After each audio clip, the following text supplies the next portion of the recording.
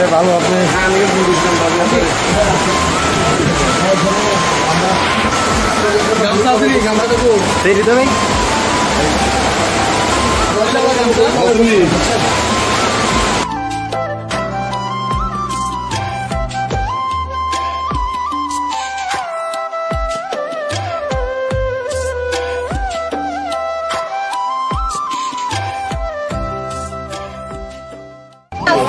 দেখতে পাইছেন এটাই পাই অনেক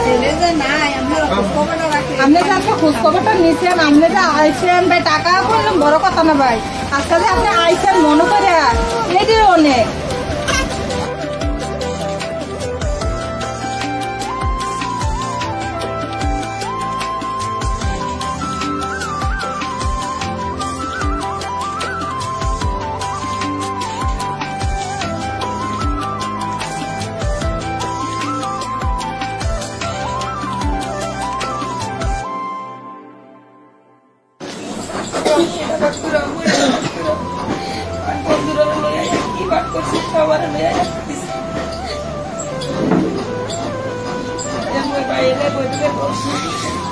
বাইরে বলে বলছি তো দেওয়া গাড়ি চালাই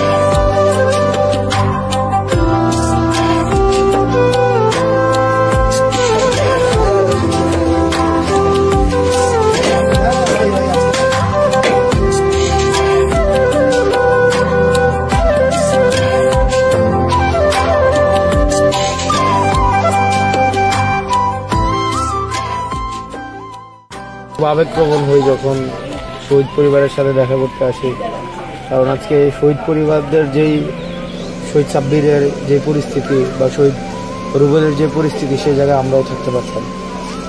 তো সৃষ্টিকর্তার কাছে আমরা প্রার্থনা করি যেন ওরা আমাদেরকে জান্নাতবাসী করেন। একই সাথে সাথে তাদের শহীদ হওয়ার মধ্য দিয়ে আমাদের অনেক দায়িত্ব আছে, দেশ গড়ার দায়িত্ব, কারণ তারা দেশের জন্য জীবন দিয়েছে এবং দেশটা গড়ার এটা আমাদের দায়িত্ব আছে।